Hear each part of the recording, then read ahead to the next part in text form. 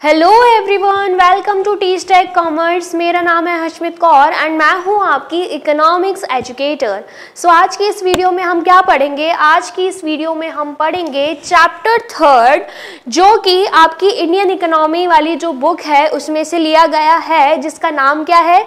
Liberalisation, privatisation and globalisation and appraisal. ठीक है, ये तीनों नाम आपने प्रीवियस चैप्टर में सुने ही होंगे। इनफैक्ट डिटेल में भी मैंने आपको इन तीनों का मतलब समझाया था। हमारी इंडिया की इकोनॉमी को सुधारने के लिए इन तीनों चीज़ों को अपनाया गया था हमारी इंडियन गवर्नमेंट द्वारा। ठीक है, आया समझ में? तो इस चैप्टर में हम क्या करेंगे? इस चैप्टर में हम इन्हीं तीनों टॉपिक्स को और अच्छे से डिटेल में पढ़ने वाले हैं। ठीक है, क्लियर हुआ? और अगर आपने प्रीवियस चैप्टर में इन टॉपिक्स को नहीं पढ़ा है तो एक काम कीजिए, पहले जाके प्रीवियस वीडियोस देखिए, उन्हें समझिए एंड देन फिर इस वीडियो पर आना। ठीक है, एंड आज की इस वीडियो में हम पूरा चैप्टर तो कंप्लीट कर नहीं सकते क्योंकि लेंथी है। तो आज की इस वीडियो में हम सिर्फ और सिर्फ कौन सा टॉपिक पढ़ेंगे? Reasons for economic reforms. हमारी कंट्री में इकोनॉमिक रिफॉर्म्स लाने के क्या रीजंस थे। ठीक है, इकोनॉमिक रिफॉर्म्स का क्या मतलब होता है ये तो आपको पता ही होगा। इंडिया को सुधारने के लिए, इंडिया की कंडीशन को सुधारने के लिए या इंडिया को डेवलप करने के लिए कौन सी ऐसी पुरानी पॉलिसीज थी जिनको हटाया गया या फिर मॉडिफाई किया गया, उसको हम बोलते हैं इकोनॉमिक रिफॉर्म्स। या तो कुछ नई पॉलिसीज लाना या तो फिर पुरानी पॉलिसीज को मॉडिफाई करना। ठीक है, क्लियर हुआ? चलिए, देन यहाँ पर क्या देके रखा है? The economic condition of India in the year 1991 was very miserable. बोला जा रहा है जो इंडिया की इकोनॉमिक कंडीशन थी ना, वो भी कौन से साल में? 1991 में, वो बहुत ही खराब थी। ठीक है, it was due to the cumulative effect of number of reasons, जिसके कारण बहुत सारे हैं। क्यों खराब थी? बहुत सारे कारण हैं। Let us discuss the various reasons which arouse the need for making major economic reforms in the country. तो बोला जा रहा है यहाँ पर हम उन्हीं रीजंस को पढ़ेंगे जिस वजह से हमारी कंट्री में इकोनॉमिक रिफॉर्म्स लाए गए। ठीक है, तो पहला रीजन क्या है? Poor performance of public sector. जो पब्लिक सेक्टर की परफॉर्मेंस थी वो अच्छी नहीं थी। In the 40 years period 1951 to 1990 public sector was assigned an important role to work for the economic development of India. However, except for few public enterprises, the overall performance was very disappointing. क्या बोला जा रहा है? अगर हम पिछले 40 सालों की बात करें, मतलब 1951 से लेकर 1990 तक की बात करें, तो बोला जा रहा है कि सारे इंपॉर्टेंट कामों के लिए किसको दे दी गई थी जिम्मेदारी? किसको दे दी गई थी? पब्लिक सेक्टर को जिम्मेदारी दे दी गई थी, ताकि जो हमारी इंडिया है उसका इकोनॉमिक डेवलपमेंट हो पाए। ठीक है, लेकिन बोला जा रहा है कि कुछ पब्लिक एंटरप्राइजेस को छोड़ के बाकी सभी पब्लिक ऑर्गेनाइजेशन, पब्लिक एंटरप्राइजेस जो हैं वो बहुत ही गलत काम कर रही थी या सही ढंग से काम नहीं कर पा रही थी। उनकी परफॉर्मेंस बहुत ही डिसअपॉइंटिंग थी। ठीक है, आया समझ में? चलिए देन उसके बाद considering the huge losses incurred by a good number of public sector enterprises, the government recognise the need for making necessary reforms.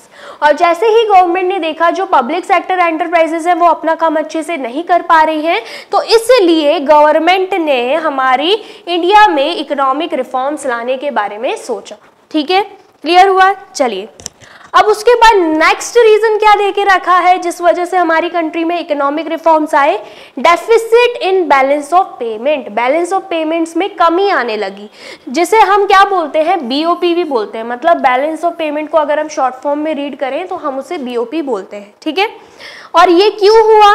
Deficit in BOP arises when foreign payments for import exceeds foreign receipt from exports. Balance of payment में कमी इसलिए आई क्योंकि जो बाहर से सामान मंगवाया जा रहा था इंडिया में, उसके लिए जो पेमेंट दी जा रही थी बाहर के लोगों को, वो एक्सीड कर रही थी। एक्सीड मतलब वो ज्यादा थी। किससे ज्यादा थी? उन चीजों से जो कि बाहर भेजे जा रहे थे। मतलब बेसिकली बोलना जा रहा है कि दो चीजें हो रही थी, एक तो इंपोर्ट, एक तो एक्सपोर्ट। ठीक है, बाहर की कंट्री के साथ इंपोर्ट एंड एक्सपोर्ट हो रहे थे, ठीक है, इतना क्लियर हो गया होगा। अब अगर हम इंपोर्ट की बात करें, इंपोर्ट मतलब हम बाहर की कंट्री से यहाँ पर सामान बुलवा रहे हैं एंड बाहर वालों को क्या कर रहे हैं, पेमेंट दे रहे हैं। यहाँ पर क्या कर रही है इंडिया, यहाँ पर इंडिया पेमेंट दे रही है, वो भी बाहर के लोगों को, मतलब बाहर की कंट्री को। एंड एक्सपोर्ट कर रही है, मतलब इंडिया का सामान बाहर जा रहा है तो इंडिया के पास क्या आ रहा होगा, इंडिया के पास क्या आ रहा होगा, रेवेन्यू आ रहा होगा, मतलब यहाँ पे रिसिप्ट, ठीक है, यहाँ पर उसको रेवेन्यू जनरेट हो रहा है। तो बोला जा रहा है कि बैलेंस ऑफ पेमेंट में डेफिसिट इसलिए हुआ क्योंकि बाहर जो इंडिया पेमेंट कर रही थी वो ज्यादा पेमेंट कर रही थी एंड इंडिया में जो बाहर का पैसा आ रहा था वो कम आ रहा था। मतलब इंपोर्ट्स ज्यादा हो रहे थे एंड एक्सपोर्ट्स कम हो रहे थे हमारी इंडिया में, जिस वजह से हमें बैलेंस ऑफ पेमेंट में डेफिसिट देखने को मिला। ठीक है, इतना क्लियर हुआ। मतलब इंडिया के लोग इंपोर्ट ज्यादा कर रहे थे एंड बाहर वालों को पैसा ज्यादा दे रहे थे एंड एक्सपोर्ट कम कर रहे थे एज कंपैरिजन टू इंपोर्ट्स, जिस वजह से इंडिया में पैसा जो है बाहर का वो कम आ पा रहा था। ठीक है, क्लियर हुआ। चलिए, even after imposing heavy tariffs and fixing quotas, there was a sharp rise in imports। बोला जा रहा है कि टैरिफ एंड कोटाज लगाने के बाद भी हमें इंपोर्ट्स में बोल सकते हैं राइज देखने को मिला। मतलब इंपोर्ट फिर भी ज्यादा हो रहा था, मतलब हमारी कंट्री में बाहर का माल जो है वो ज्यादा आ रहा था। अब अगर आप बात करते हो टैरिफ एंड कोटाज की, वैसे तो मैं ऑलरेडी आपको प्रीवियस चैप्टर में इनका मतलब समझा चुकी हूँ, एक बार फिर से समझा दे रही हूँ। टैरिफ मतलब क्या होता है, टैरिफ मतलब होते हैं टैक्सेस लगा देना, और कोटाज मतलब होते हैं एक क्वांटिटी सेट कर देना। तो हमारी गवर्नमेंट ने क्या किया था, हमारी गवर्नमेंट चाहती थी हमारी इंडिया डेवलप करे एंड बाहर से सामान कम से कम मंगवाए। ठीक है, वो चाहती थी जितना भी सामान है वो इंडिया के लोग यहाँ इंडिया में ही बना लें, जिस वजह से उन्होंने टैक्सेस लगा दिए। मतलब अगर बाहर से कोई सामान आ रहा है तो उस पर उन्होंने टैक्सेस लगा दिए। ठीक है, एंड कोटाज मतलब क्या है, उन्होंने ये चीज एक लिमिट सेट कर दी कि आप बाहर से सिर्फ इतनी क्वांटिटी का ही सामान मंगवा सकते हो, जिस वजह से क्या हो गए, इंडिया के लोग जो है वो बाहर से कम सामान मंगवाने लगे। ठीक है, लेकिन फिर भी बोला जा रहा था अगर नेसेसिटी का सामान है, मेडिसिन वगैरह है, ठीक है, बेसिक नीड्स का सामान है, तो वो मंगवाना बहुत ही ज्यादा जरूरी था। तो इस वजह से टैरिफ एंड कोटास लगाने के बावजूद भी जो इंपोर्ट्स हो रहे थे ना वो बहुत ही ज्यादा हो रहे थे बाहर की कंट्री से इंडिया में। ठीक है, क्लियर हुआ। चलिए, on the other hand there was slow growth of exports due to low quality and high prices of Indian goods in the international market। और बोला जा रहा है इंपोर्ट्स तो बढ़ रहे थे लेकिन जो एक्सपोर्ट्स थे ना वो कम हो रहे थे। एक्सपोर्ट्स मतलब इंडिया से बाहर जो माल जा रहा था वो बहुत ही कम जा रहा था। ऐसा क्यों? क्योंकि इंडिया के प्रोडक्ट्स की जो क्वालिटी थी वो बहुत ही लो थी एंड उसके बाद बाहर के जो इंटरनेशनल मार्केट से ना उसमें जो इंडिया के प्रोडक्ट्स के प्राइजेस थे वो बहुत ही हाई थे। ठीक है, क्लियर हुआ। चलिए, अब नेक्स्ट रीजन हमें दे के रखा इकोनॉमिक रिफॉर्म्स आने के, दैट इज इन्फ्लेशनरी प्रेशर्स। ठीक है, मतलब जो प्राइजेस हैं प्रोडक्ट्स के वो बहुत ही ज्यादा बढ़ रहे थे। There was a consistent rise in the general price level in the economy due to increase in money supply and shortage of essential goods। क्या बोला जा रहा है, जो एसेंशियल गुड्स हैं, वो जो जरूरी गुड्स हैं, उनकी बहुत ही शॉर्टेज थी इंडिया में, जिस वजह से उनके जो प्राइजेस हैं वो बहुत ही ज्यादा राइज हो रहे थे, बहुत ही ज्यादा इंक्रीज हो रहे थे। ठीक है, तो एक ये भी प्रॉब्लम थी जिस वजह से इकोनॉमिक रिफॉर्म्स को लाया गया।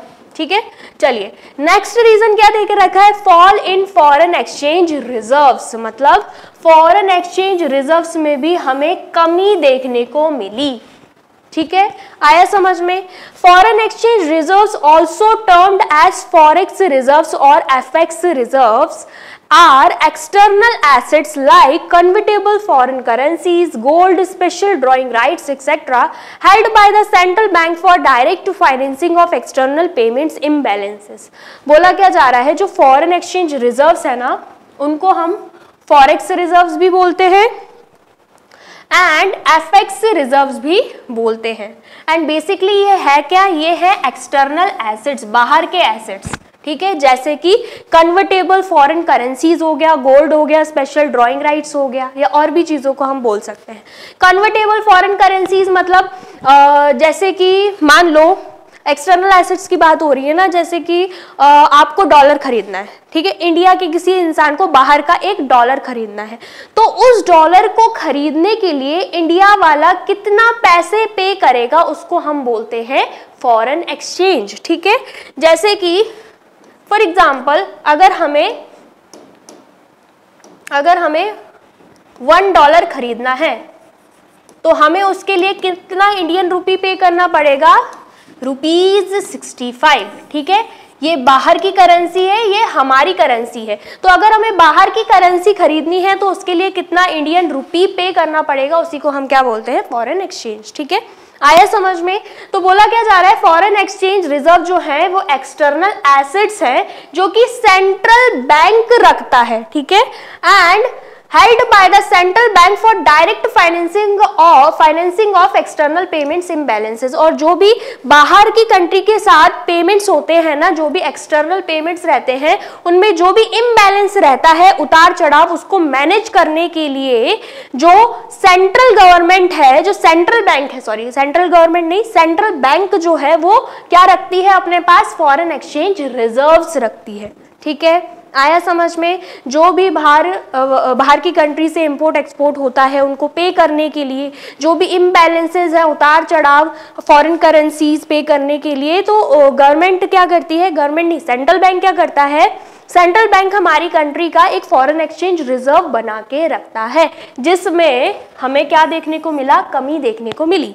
ऐसा क्यों हुआ वो भी हम पढ़ लेते हैं। ठीक है, In 1991, foreign exchange reserves fell to the lowest level and it led to the foreign exchange crisis in the country। बोला जा रहा है 1991 में क्या हो रहा था, जो फॉरेन एक्सचेंज रिजर्व थे उसमें बहुत ही कमी आ चुकी थी, जिस वजह से हमारी कंट्री में फॉरेन एक्सचेंज क्राइसिस देखने को मिले।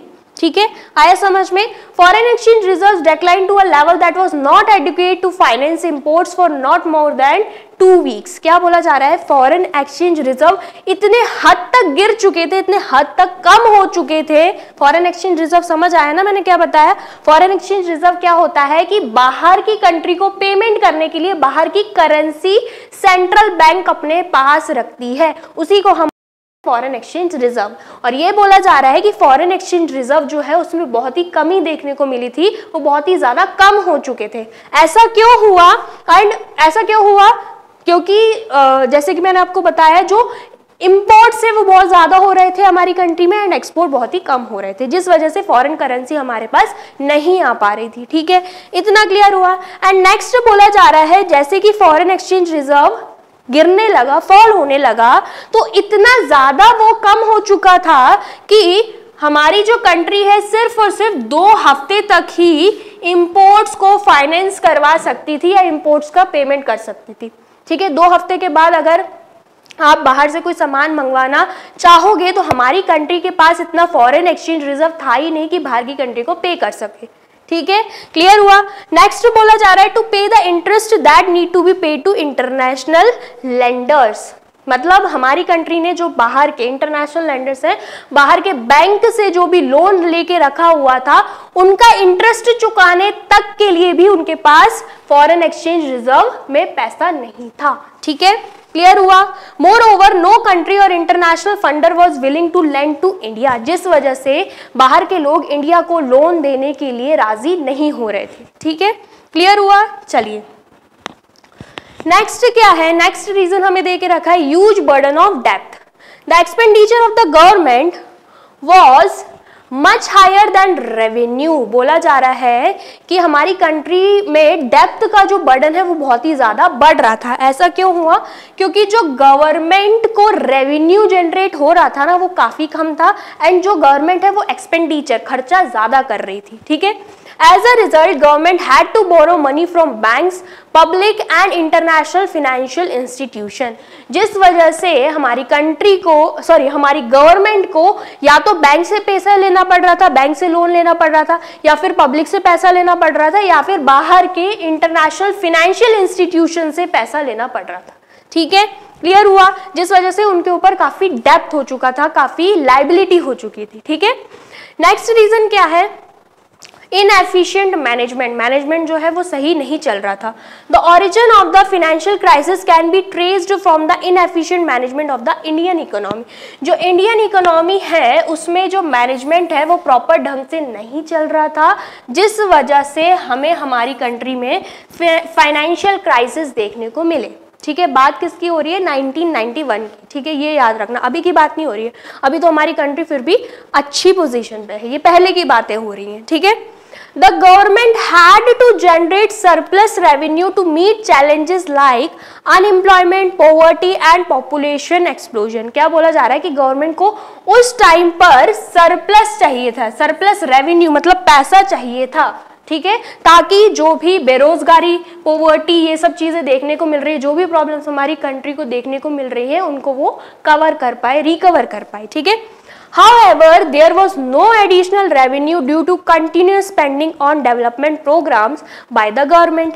लेकिन गवर्नमेंट के पास कोई भी एडिशनल पैसा बचा ही नहीं था। और क्यों नहीं बचा था? क्योंकि वो इतना ज़्यादा अपनी कंट्री को डेवलप करने के लिए इतना ज़्यादा खर्चा कर रही थी कि उनके पास ये अनएम्प्लॉयमेंट, पॉवर्टी, इन सब प्रॉब्लम्स को हटाने के लिए पैसा बचा ही नहीं था। ठीक है, moreover, government was not able to generate sufficient revenue from internal sources such as taxation, running of public sector enterprises, etc.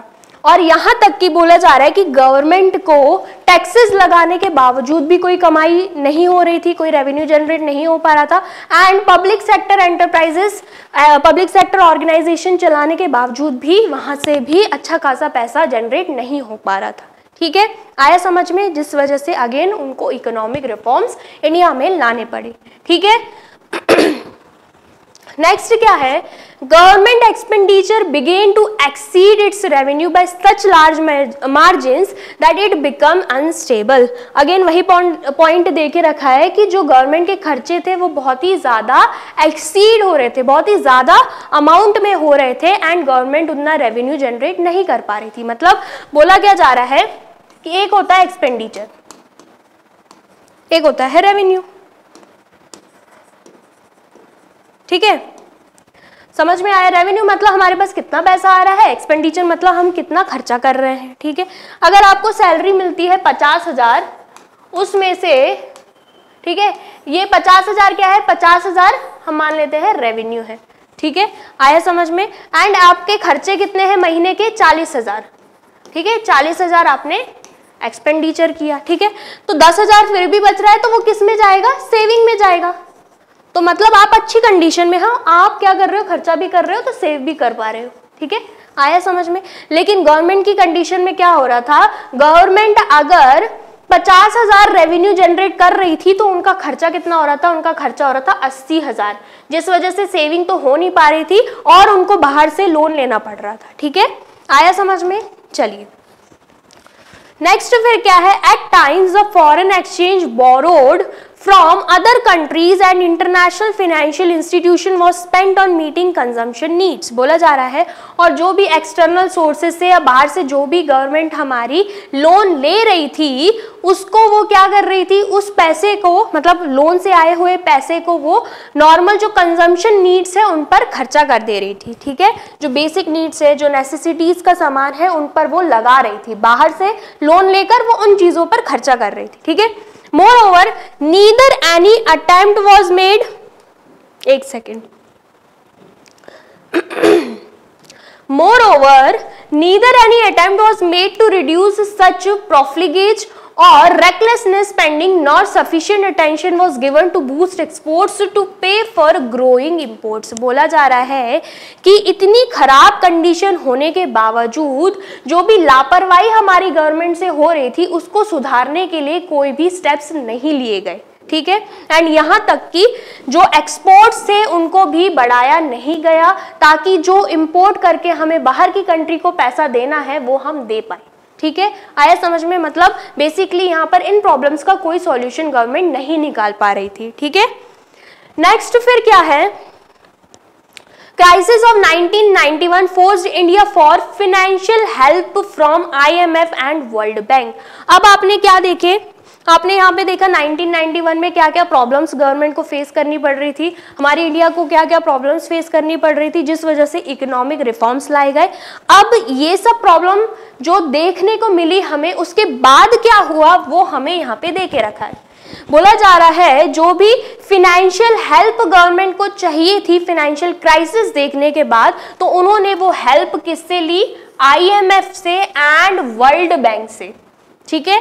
आया समझ में? To manage the economic crisis of 1991 Indian government approach for loans from international bank for reconstruction and development, जिसको हम short form में बोलते हैं IBRD, popularly known as world bank, जिसको हम किस नाम से जानते हैं, वर्ल्ड बैंक के नाम से, to facilitate lending for reconstruction and development. क्या बोला जा रहा है, जब गवर्नमेंट ने ये देखा कि 1991 में बहुत सारे इकोनॉमिक क्राइसिस हैं, फाइनेंशियल क्राइसिस है, तो उनको ये लगा कि हमें अब तो कुछ करना पड़ेगा, तो उन्होंने क्या किया, उन्होंने बाहर से लोन लिया, वो भी किससे, वर्ल्ड बैंक से, ठीक है। आया समझ में? एंड ये लोन किस लिए दिया जाता है, वर्ल्ड बैंक ये लोन क्यों देती है, रिकंस्ट्रक्शन के लिए या फिर कंट्री के डेवलपमेंट के लिए, ठीक है। आया समझ में? और यहां तक कि वर्ल्ड बैंक के साथ साथ उन्होंने इंटरनेशनल मॉनेटरी फंड से भी क्या किया, लोन लिया, to avail short term loans to solve balance of payment problem. And basically अगर हम दोनों में डिफरेंशिएट करें कि वर्ल्ड बैंक एंड IMF में क्या डिफरेंस है, तो बेसिकली जो वर्ल्ड बैंक होती है ना, वो रिकंस्ट्रक्शन एंड कंट्री के डेवलपमेंट के लिए लोन देती है जो कि ज्यादा अमाउंट में होता है। लेकिन अगर हम IMF की बात करें तो IMF जो है वो शॉर्ट टर्म लोन प्रोवाइड करती है जिससे जो बैलेंस ऑफ पेमेंट की प्रॉब्लम्स है वो सॉल्व करी जा सके, ठीक है। क्लियर हुआ? चलिए, India availed $7 billion loan from these agencies as loan. Dr. Manmohan Singh was the Indian finance minister in 1991 and he was greatly acknowledged for his capabilities to steer away the economic crisis looming large on the Indian economy. क्या बोला जा रहा है कि IMF and world bank से कितना पैसा उठाया, इतना पैसा उठाया गया, वो भी लोन के तरीके से, मतलब इतना लोन इन दो इंस्टीट्यूशन से लिया गया, एक तो वर्ल्ड बैंक हो गया एंड दूसरा IMF हो गया। इंडिया ने हमारी IMF एंड वर्ल्ड बैंक से टोटल कितना पैसा उठा लिया, $7 बिलियन, जो कि बहुत बड़ा अमाउंट है, ठीक है। एंड ये डिसीजन किसने लिया था, डॉक्टर मनमोहन सिंह ने लिया था, जो कि इंडिया के फाइनेंस मिनिस्टर थे 1991 में। एंड ये जो डिसीजन था ये बहुत ही अच्छा डिसीजन था, ठीक है। एंड डॉक्टर मनमोहन सिंह जो है वो अपनी कैपेबिलिटीज के लिए जाने जाते हैं, उनके इंटेलेक्चुअल माइंड के लिए जाने जाते हैं। एंड उनके इस डिसीजन से काफी हद तक जो इंडिया में इकोनॉमिक क्राइसिस थे वो हट गए, ठीक है। क्लियर हुआ? चलिए, अब यहाँ पे बोला जा रहा है for availing the loan these international agencies expected India to liberalise and open up the economy by removing restriction on the private sector. अब हुआ क्या, डॉक्टर मनमोहन सिंह ने इतना लोन लेने के लिए सोचा, वो भी IMF से एंड वर्ल्ड बैंक से, तो उसके बदले में इन दोनों बैंक्स ने 3 कंडीशन मनमोहन सिंह जी के सामने रखी। और वो 3 कंडीशंस क्या थी कि आपको क्या करना है, इंडिया को लिबरलाइज कर देना है, ठीक है। आया समझ में? मतलब बेसिकली जो भी प्राइवेट सेक्टर पे आपने रेस्ट्रिक्शंस लगाए हुए हैं वो आप हटा दीजिए।